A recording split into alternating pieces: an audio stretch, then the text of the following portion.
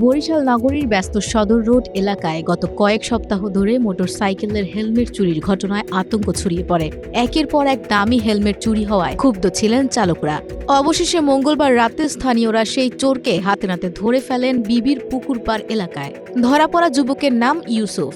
তিনি উজিরপুর উপজেলার মশাং গ্রামের বাসিন্দা এবং বর্তমানে নগরীর সাগরদী এলাকায় থাকেন। চুরির সময় আটক হওয়ার পর তিনি সবার সামনে নিজের অপরাধ স্বীকার করেন এবং মারধর না করার অনুরোধ জানান।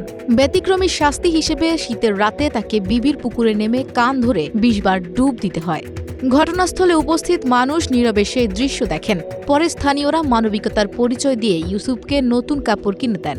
এই ঘটনা নগর জুড়ে আলোচনার জন্ম দিয়েছে। অনেকে একে মানবিক শাস্তির উদাহরণ হিসেবে দেখছেন, আবার অনেকে মনে করছেন এমন অভিজ্ঞতা একজন তরুণকে বদলে দিতে পারে।